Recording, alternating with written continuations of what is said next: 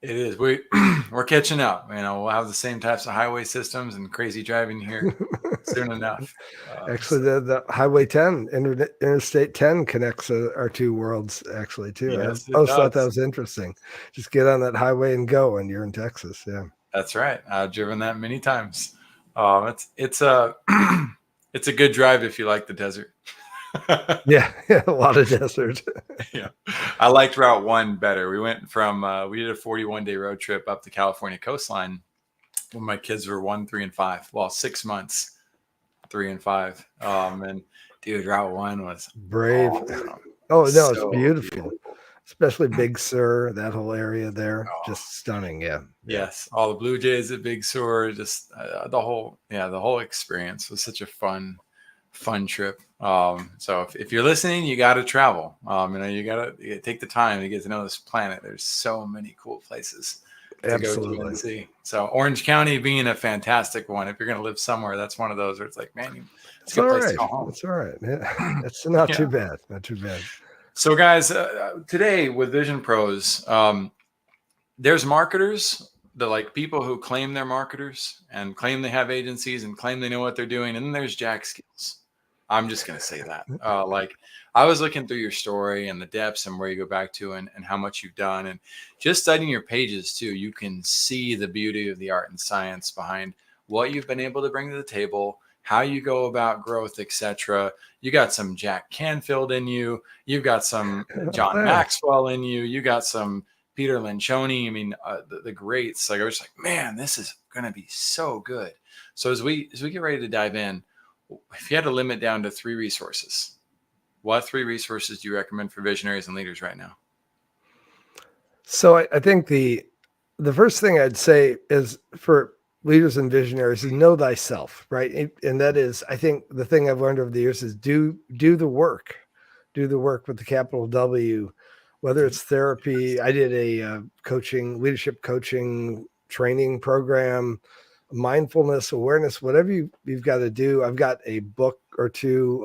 One is Letting Go by David Hawkins, great author. And it talks about how to actually sort of let all the other stuff go so you can be in the moment.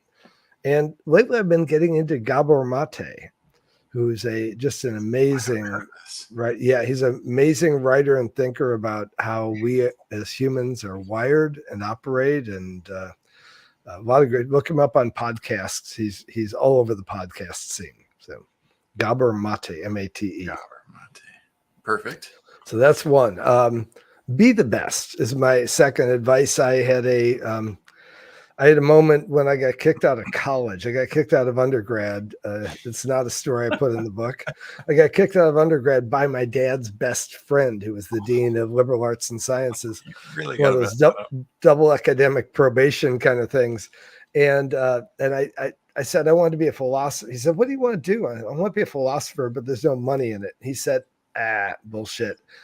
Be the best you can be at what you love. And, I think that was probably the most phenomenal advice for me I ever got in that way. And when I finally found something I loved, I'm like, okay, I want to be the best at this. So I think that is really important, is that if you're going to do something, just freaking do it, right? Just dive in and don't be afraid and that kind of thing. And the last one, and I think, look, I get an MBA if you want to understand how business operates, coaching programs. You want to understand how to be a manager, of course, cheap plug for my book, Unmanaged. Great way to start finding your way there. The last is monitor yourself. And I think the most fun thing that entered my life is this goofy little ring here. It's not a wedding band. It's an Oura ring, O-U-R-A. Oh, yeah. It's a body monitoring ring. And it's part of a whole program that I just sort of like started putting myself in. It just, I got more fit. I paid attention to my sleep. I paid attention to how late I eat at night, and started noticing, like, if I don't eat as many carbs at night, I sleep better. And just pay attention to yourself, monitor thyself. Right. I think that's because then you can be the best you can be. Right. And that ties into knowing yourself as well. Absolutely. And I'll go in reverse order on that. So I saw on your website the timeline that talks about studying Maslow, Maslow's hierarchy of needs back in 2010. right? And you had all sorts of other materials you were studying before that, of course, but that dedication and then taking to the new level with the R ring, etc. It really validates what you said. And you shared two philosophies, one that really hurt my life, but one that changed my life for good. You said, be the best. And then you said, be the best you can be.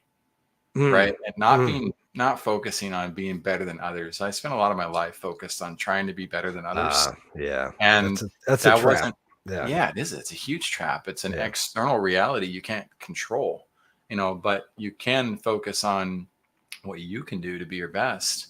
And there's so much abundance and joy that can be found in doing that. So I love that you added that little segment in, and I'll definitely take a look at some of these resources, including the book. And I think it's a fantastic opportunity. Go ahead. You got something else? Yeah. Well, thanks for calling me out on that. I appreciate that, because I hate imprecise speech, though I do it all the time. I think there's I do leadership coaching. I did that coaching program. I do leadership coaching. And one of the most common misconceptions when I work with someone, they're like, tell me how to be the best leader, right? And the answer is exactly what you said, Jackson. There's no best leader. There's only the natural expression of yourself as a leader. We want to maximize that. And it turns out, by the way, if you just do that, you're a rock star. Okay. It's just, you don't sound like Jack Welch or with Steve Jobs or anything like that, but you'll be very happy and you'll do a great job. And so I think that natural expression thing you're getting at is spot on. Yeah. It's huge. And there's something about this name, Jack. I'm feeling it. I'm digging it today. Jack Welch, Jack Canfield, we got Bo Jackson. We got, okay. We've worked hard. Michael Jackson. We've worked hard to maintain our status with our names. So, all right. But everybody is welcome in. Your name is not what is guiding your success, by the way. So we look forward to helping everybody that we can on the show. We're going to be right back. We're going to dive into Jack Skeels' Vision at Large. All right. Welcome in to Vision Pros Live with Jackson Callum. I'm your show host. We will be doing interviews for visionary entrepreneurs and guest leaders who are building fantastic visions out there.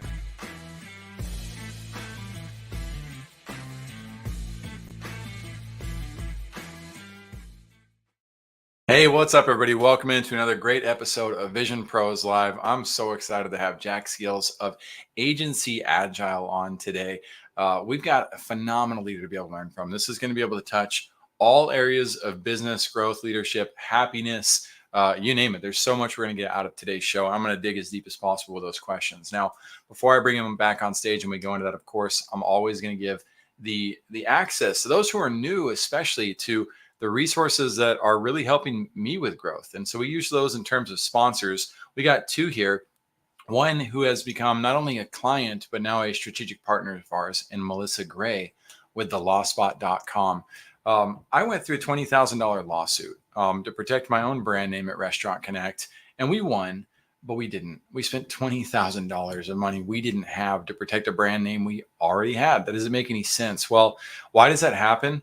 I'm a big believer that it's because I wasn't a wise steward at the time. I didn't know what I needed to know about protecting my business. And I was too scared to talk to the attorneys in the world because I don't really like people who are pretentious and condescending and supplying demands in their favor. So I don't really care about you a lot of times. So I couldn't find somebody who's further from the truth regarding that. And Melissa came on our show, delivered some amazing value, and then followed up by continuing to show that she's a nurture first individual who also has some serious acumen in legal space. So I definitely recommend interviewing her and checking out what her programs look like.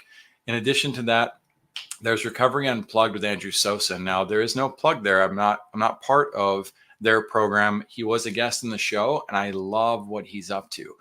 If you are not suffering with an addiction of your own, a vice of your own, you probably know people who are. And this is one of the greatest opportunities for help and support for those individuals.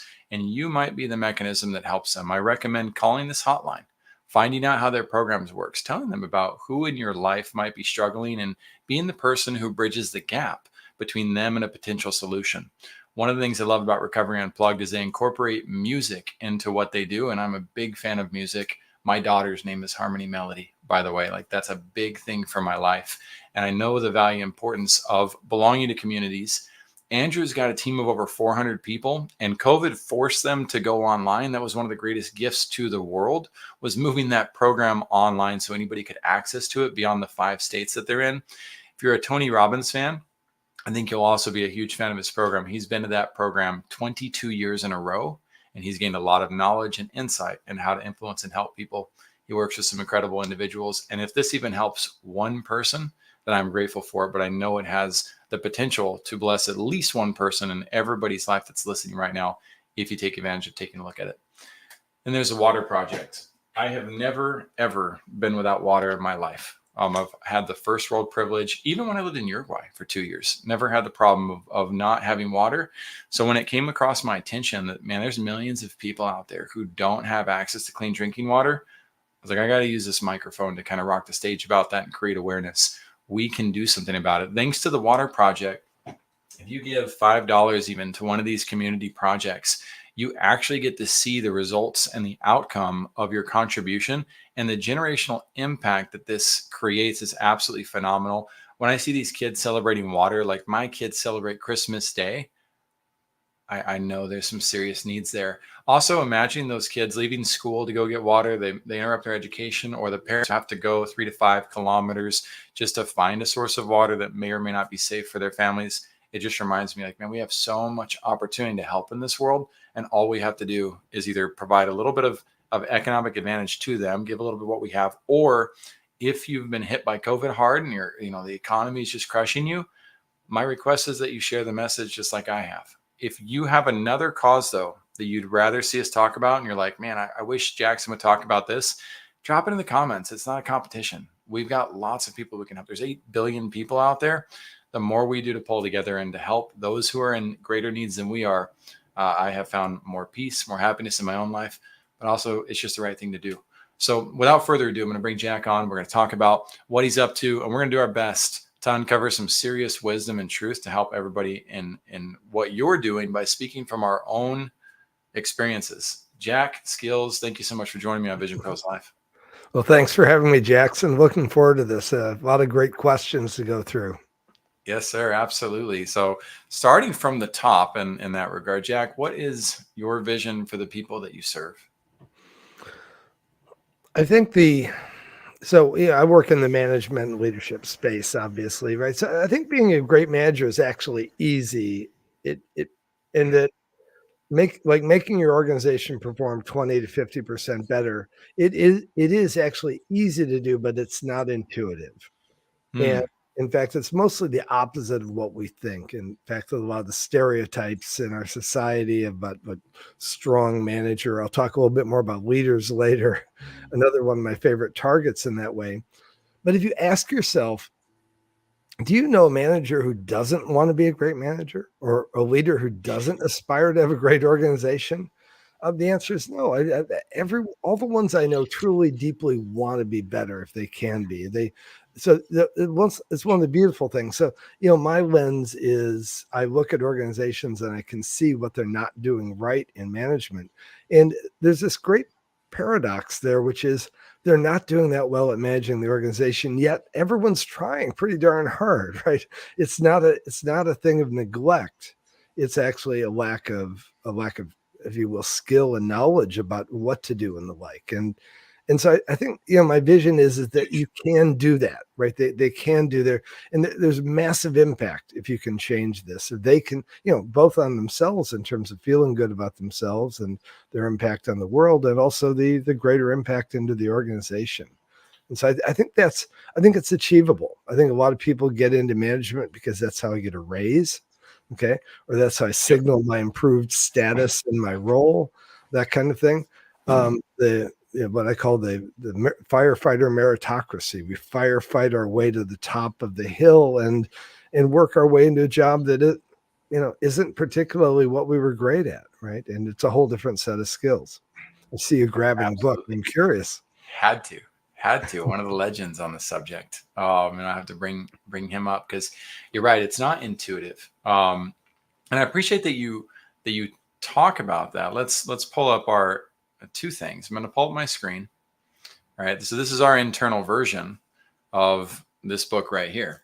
Yeah. The 1 Minute Manager with Ken Blanchard. right? And it scratches the surface in a very, very ferociously fun way. Like, I mean, it's like hard not to change your mindset as you read this book. Like, wow, I can simplify and be so much more effective very fast because of the principles taught in that, what is it, 100 pages of large print font? Yeah, it's a genius book. That and Who Moved My Cheese, both are books I would aspire to write as my second book for sure. Yeah, yeah. Absolutely. And so they've, it's mathematicians. That's how I look at it, is they're writing formulas on the board for years, and we get to build on the backs of these giants, right? And what's there, and you're that giant too. I'm looking at it now, and now I've got you on my radar. I'm like, oh, fun, right? He's got all these new formulas I haven't seen before. This is going to be awesome. And I'm going to broaden a little bit. You may not see yourself as a manager, but if you have a family, you're a manager. If you have a community that you want to belong to, you're a manager. And there's opportunities for it, and it can change the scope of your relationship, change the quality of your relationships by diving into the principles of management. So, what's your vision for you, Jack? What do you see for yourself on the horizon? Well, I think I could spend a lot of time talking about it, but I spent a lot of my career bouncing around, and I talk about it in the beginning of the book. I call it the pinball. I Mhm. had, there's moments when I tried to be a plumber, right? There are moments when, I worked in an aerospace company, and I would bounce from thing to thing, usually 2 years, 5 years in those roles and the like. And I never really knew where I was going and the like. And then all of a sudden this sort of came together about 20 years ago for me. And I thought, yeah, I'm here. I think that I've always, and by the way, the other piece I've always wondered about is that you talk to people and they say, "Oh, I have a vision for my personal vision of what I want to be and do," and I never had that, right? And Mm. and a lot of those people have, especially these days, which is wonderful. The younger folks, younger than me, have this idea that they want to make the world better, and even in what they do as their job, as their work, their profession, or if they're an entrepreneur running a company, they want to make the world better. And I think I found that in myself, in fact. And in that, work, we talk about work-life balance, and I don't think I get the idea behind that phrase, but it's a false dichotomy. Yeah. And I think you're just getting at that, is that what happens in work, the patterns we exhibit in work are patterns we exhibit in life, right? Mhm. And the effects of work and the effects of life actually feed over into work and vice versa and the like. And Right. so, and we define ourselves in so many ways by what we do and the like. And the you know the thing, the greater good, and I think, and the thing that touched me is that essentially work is so wired into us in our American society for sure, but I think in a lot of societies, the idea of work is this greater good, right? And almost, I always think back to our American Puritan heritage, which is this sort of doing good work brings oneself closer to one's God, whatever that is. But that's Right. where we find ourselves, is in doing the work. Mm. And I think that's true. It's a truism about humans, right? It's the sensation of accomplishing something and accomplishing something meaningful and all those sorts of things. So here's my point. My vision is that you bring it home. Okay. What happens at work comes home with you. Mm. And if you can make workplaces better, and that's what I do, right? If you can make workplaces better, it means you're making people happier and you're making them better people, and they're better able to manage the rest of their life. And and through this one leverage point, you can say you want people to have happier families and be better parents and all that kind of thing. And that's its own minefield and training ground as well. Like, it's telling people how they should parent and the like. Right. But I think you're getting at something very important, which is, if you learn how to be a manager, a collaborator, a facilitator, all these skills that are management skills are really human skills. Okay. Yeah. They're just people there at work, right? And you bring home not only the competence around that, but you bring home the joy. Okay. Yeah. You bring home the ability to see your children's learning journeys, or the ability to deal with the inevitable conflict and collaboration with your partner, that kind of thing. And so in that way, my vision, my personal visions, I'm actually making the world better in a way I never imagined, but I'm able to make the world better by helping people work better together. And that flows through to everything else. I love it. I believe it. I think there's tremendous potential for both of our visions to be in absolute harmony. And that's what's cool. And I think it's there. I say that as a musician because, you can play the same note, but if your guitar is a little bit off, it can actually have a discord, effect real fast. But I love what you're doing. I love what you're bringing to the table. Thanks, Our man. vision as well at First Class Business is to create a full appreciation for family and personal well-being in the workplace, in it, not outside of it. I'm a single father of 4. I don't have the luxury, of Yeah. separating. Yeah. Yeah. And I say luxury, so many times the luxuries of our life are the vices that actually hold us back from what's best. So I couldn't agree with you more that if you can create an environment where we spend a lot of our time at work in such that it recognizes the value and builds us up, we can feel good about what we're doing. The byproduct is we go home with no complaints. We go home ready to just receive more goodness in our life. So I think it's beautiful. And I can see the philosopher in you 100%. I'm like, Puritan, teach me. Okay, good. You brought the context. I was like, good. I can remember this now. Let's dive into the opposite though, because we've both probably been there and experienced it. What's the worst leadership experience that you've ever had? Most of them. Okay. I probably, in a way, because of how I grew up. Okay. I grew up in a home that is not like what I'm describing, with a happy, well-balanced family and somewhat in ruins. And I felt terribly abandoned for many years. That gave me a very cynical attitude towards leadership. I mean, partly because parents are leaders and inside the family unit typically. I think the worst experiences I've had, and I've had so many of them, and it is when leaders think that charisma and dominance accomplish something, like that they make a difference. And this is, if I want to explain this, maybe I've been watching these documentaries on church leaders gone bad and churches gone bad. Like I think it's Hillstone is one of them, right?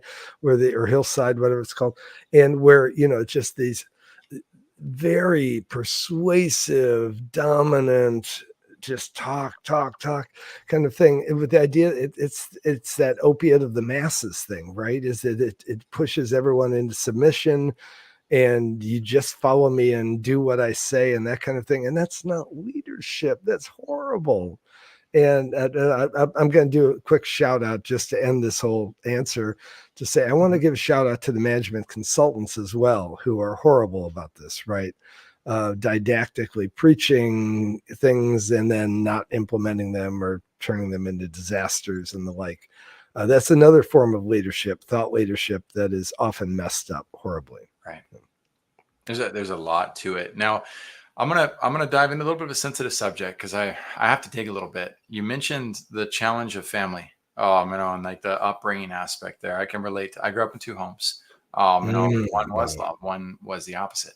And I saw that you, at the same time, you dedicated your book to your father. Mm. Right? And so I was like, man, there's a dynamic here that I wanna uncover if you allow us to. Yeah. Is it, was he always a great leader? Was there a challenge there? Feel free to reveal what you feel is best for the audience. Yeah, I think the thing I would counsel is that, for a lot of my life, for a good period of my youth, age 13 to 19, I thought my dad was the biggest problem in the world. And then my mom passed away when I was about 23 years old, and I thought, oh my God, well, how much time do I have left with my dad? So I spent a lot of time with him. And then I flipped again to another mode where I was like, but I remember all those bad things and the like, and then flipped back, before he passed away, to realizing that he was a man.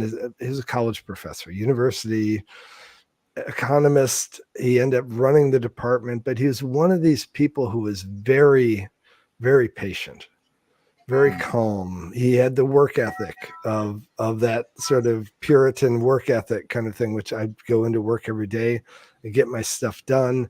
He was an incredibly fair person, and I think the thing every day I see more and more of his imprint on me, and it's humbling in that way. Is that to have such beauty inside of him, and yet to be, I mean, it was leadership in a way, a quiet leadership of sorts that was quite amazing. I'm going to tell a quick little anecdote about him as well, which is kind of cool.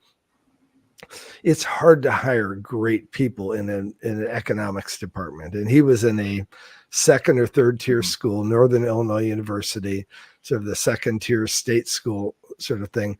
And the thing he found in the 70s when he was running the department, 70s and 80s, was that he could get great people as long as they didn't look like him.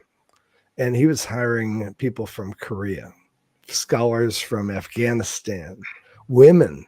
Women were rare in economics back then, Right. blacks, whatever. And when they had the economics department summer picnic every year, which is a potluck, right? Okay, it was like this smorgasbord from the UN. Okay. It was just amazing, the mix of foods and the like. There's no potato salad. We had, curries from Afghanistan and Korean barbecue and all these things, and just really, really wonderful mix. And he saw past people in that way and saw to who they are and what they did. And they were great people.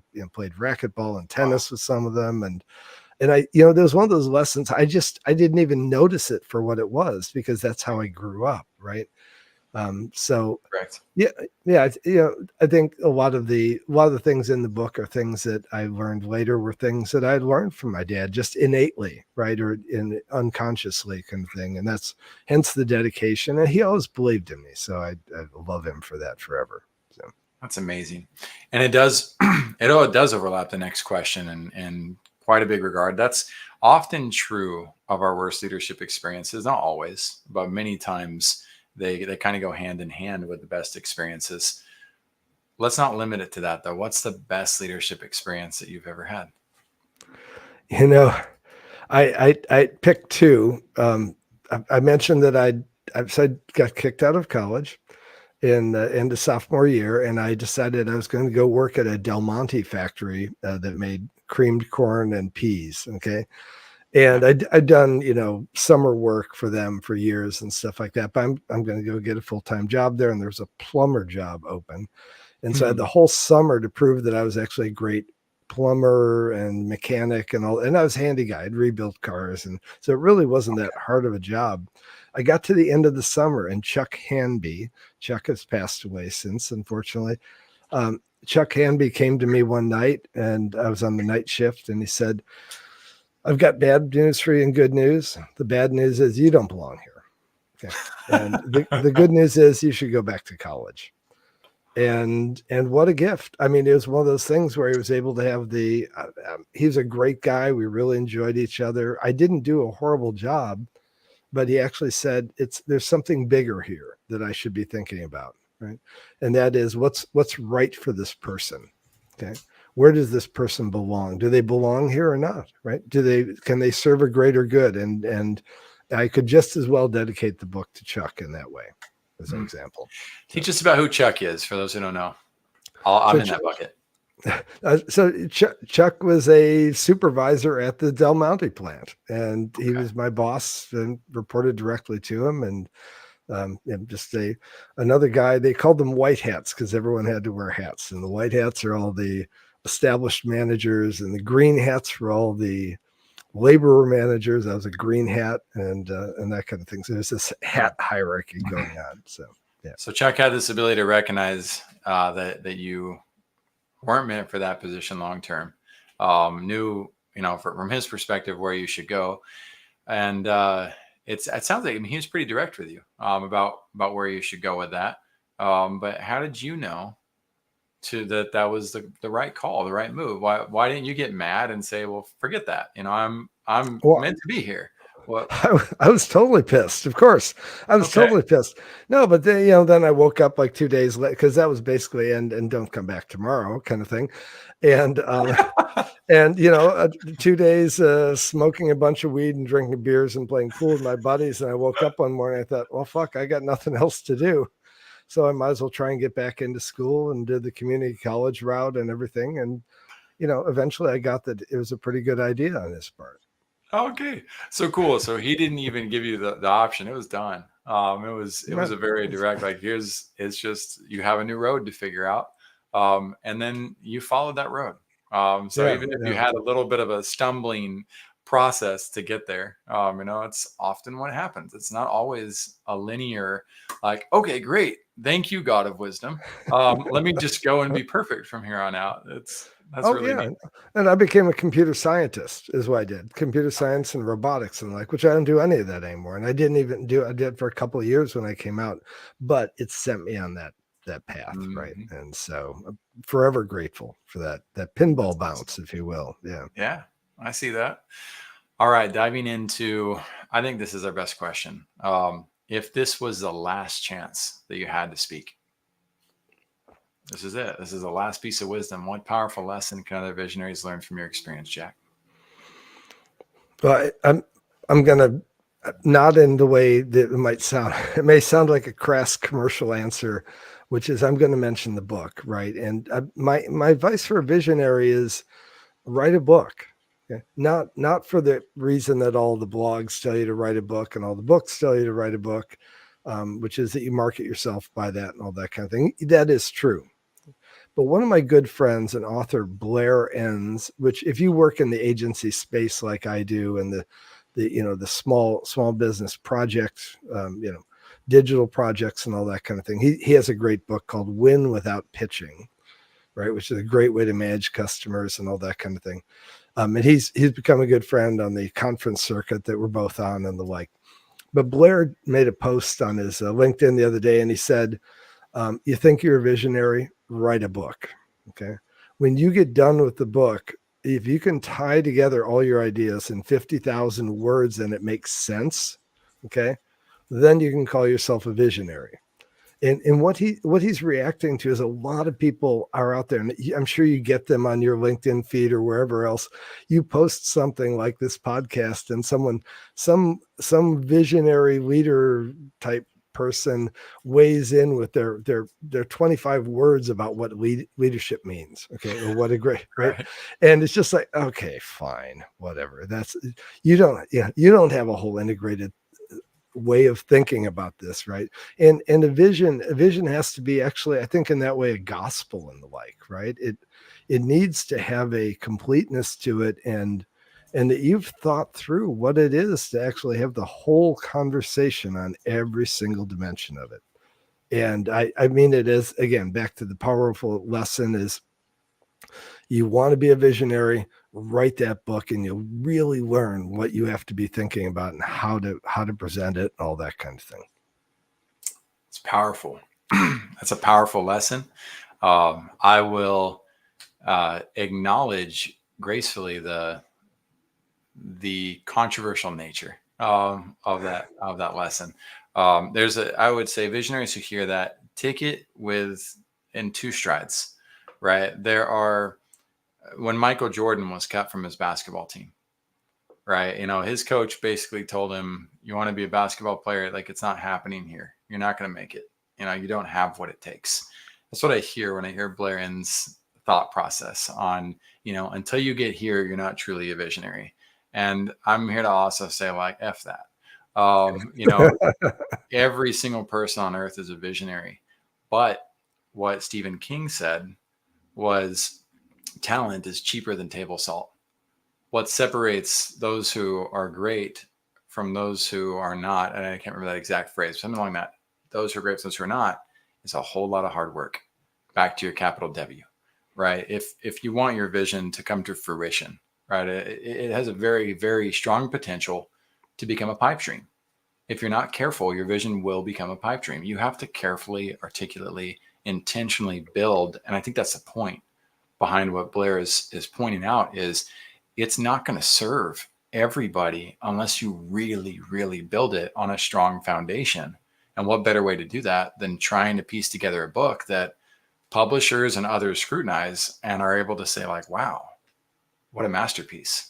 Yeah, yeah, no, you're absolutely, you're right. I love the way you Oh, reframed correct. that a lot. Yeah, and I'll throw in another thing too, which is I knew what I wanted to write back in 2009, and I started, and when I finally figured, I mapped it out in diagrams, all that stuff you're supposed to do, and I thought, shit, I've never done this before. Not the book. I mean, I've never managed that way before. I thought, Right. I can't write a book on managing if I've never done it before. I mean, I've never done this. And so that's why the book basically took 10 years of waiting to see if if I was right about this, right? We did it with Yeah. 100 organizations plus before I said, okay, maybe it's real. I'm not a real confident guy. And then I said, then now I can write a book. And then I actually understood it even better. So I think you're absolutely right. I love it. Do the work Well, first. but and you're, there's so much value in this. Like in both concepts of this. What I'm saying is don't give up. But what he's saying is don't pretend you're there. Like you got work to do to get there, and I agree wholeheartedly with that. I just have a softer platform to get people on to talk about the essence of the vision. But you're right. You know what was one of the strangest things to see, and it's one of the most painful realities, is when I go back and look at my visionaries 6 months later or go forward, and I see they haven't moved. Yeah. I see they're Yeah. in the same position. I said Yeah. nothing's Yeah. changed about their digital presence that they didn't like when they came on my show. Nobody does. Ask somebody, tell somebody their website's great. I can tell you 99% of the time what they're going to say is, oh, well, we're working on it. Oh, we got updates to make to it. It's the impossible compliment. Is telling Yeah. somebody Yeah. their Yeah. website's great because it's a representation of our past. But Yeah. I see so many visionaries come to this process. I go back and look at where they're at now, and they're still spinning their wheels with the same problem or an iteration of it that's nowhere near where they could be if they get out of their own way. Yeah. Yeah. That's painful. So Blair is, again, I don't think he's coming at people as much as to them with a very quick answer of, if you're going to do it, do right. I'll double down with you. You're right. It is hard. This is the power marketing funnel. It's huge inspiration for us, but I've been trying to publish the book. The marketing funnel is wrong for a couple of years. And Oh, the first time I interesting. designed this, I was wrong. Once Cynthia designed it, by the way, I got to give her full credit on the Nice design. job. My design was off, but when she brought my design to life and I looked at it, I went, "Oh gosh, that doesn't work. That doesn't make sense at all." I was an outline guy, and my outline was only a fraction of what that was supposed to be. She brought the design to life, and I could see more clearly how wrong I was. And then I was like, okay, we need to switch this here, switch this here, switch this here, switch this here. And we started to just continue to revamp. And I realized the value of working with designers to bring your verbal poetic self to life and realize, oh man, my poetry's not as smart as I thought it was. Well, and that's the same thing with if I'm going to advise on how to manage. To be frank, I knew what I wanted to write, but I didn't. The working with 100 organizations, I would start hearing back from people how they thought of it. Right, not how I thought of, but how they thought of. One of our great good friend of mine Yes. now, especially, he had actually said to me, he said, I take what I used to do, I think about how would I deal with this, and then I think about the opposite, and I try to do that as closely as possible, and I'm usually right. And so it's literally that I was like, oh yeah, it's very contrarian and the like. So Yeah, yeah, I think you learn a lot from the people you affect when you're on that sort of actualizing your vision journey as well. that's correct. We got LinkedIn pulled up here. Jack's got great content on there. I do highly recommend giving the follow, going and connecting with him on there. We're going to dive into this concept of how do you manage less in order to achieve more a little bit. It's one of the things I gathered from the form submission. And if you want to take that in a different direction, Jack, my goal with the next 7 minutes or so is to make sure I give you the space to really provide what you feel is best for us. I you have me at a strange loss for words, actually. Well, there's decades of opportunity in that to sort through. So I'm not surprised by that. But in terms of the first question, then, I gathered this concept that if you're managing less, then you can achieve more. I gathered that from what you submitted. Is there truth Yeah. to that? And if so, what are some of Yeah. those secret sauce items people can Okay. put into Okay. practice? Cool. Yeah. Thank you very much. Sorry, I didn't follow the prompt. My You're bad. good. I asked Um, like 30 questions in one, so you're good. yeah. So one of the so the idea behind the book, Unmanaged, is this idea that it's provocative. So if you do a book, you want a provocative title, right? Uh-huh. And the idea is like, oh, my team is unmanaged. Like someone would respond, oh my God, your team's unmanaged, right? And in fact, my unmanaged team is outperforming your managed team. Okay. Mm-hmm. And that's a very common reality. And we've proven it in, like with all the organizations we've worked with. So then the question is, well, what does it mean to unmanage? And it doesn't mean not managing at all, but there's an implied idea here, which we call the manager tax. And it goes to this very simple. So I was a think tank researcher in management sciences for many, many years.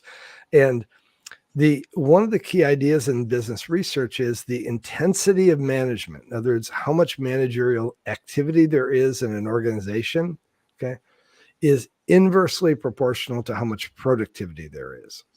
And so what's that saying? It's like a little balance beam scale sort of thing, is that the more I push on managing, the less productivity happens.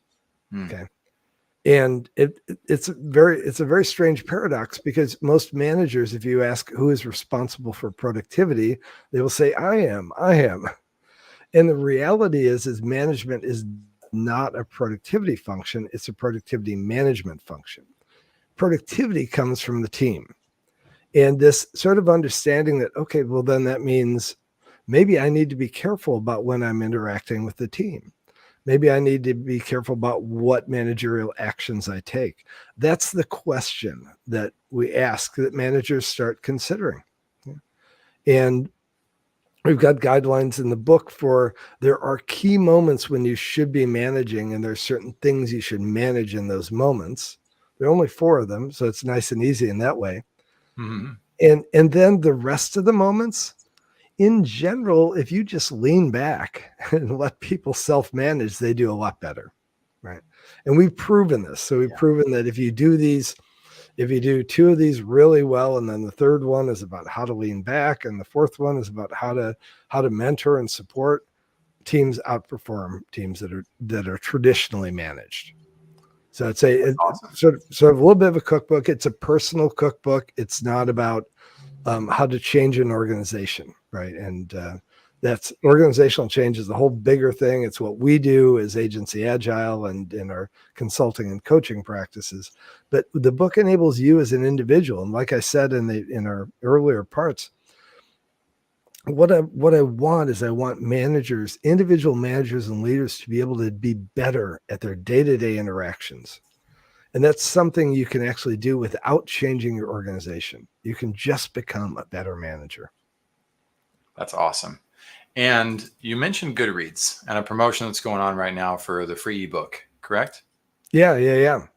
And we'll Talk to me about probably be running this for a while. So Goodreads is a cool site, and I feel like an idiot because I didn't know about this. Okay, but that. That's all right. You found it. I literally I got spammed by, I'm like, what's this Goodreads thing? We sell our book on Amazon, which is the only place people buy books, it seems, these days. Right. And Goodreads is some sort of adjunct of Amazon. It's sort of a reader community and the like. And you don't have to sign up. You just sort of log in with your Amazon login, and boom, you're in, and you've got a Goodreads account. And you can do book reviews and join groups about, if you like science fiction like I do, join the science fiction club, and people talk about the latest books they're reading. And it's a way to find great books and the like. And for authors like me, they offer this service where you can do a giveaway. And so, and they publicize it within Goodreads and the like. And so I'm doing 100 ebook giveaway, and for the next 10 days or something like that. If you go into Goodreads, which is real easy to do, and then click find my book, unmanaged, and click want to read. You put it on your sort of like list, if you will, want to read, and then they run the sweepstakes or whatever, at the end of 10 days, and we give away 100 copies.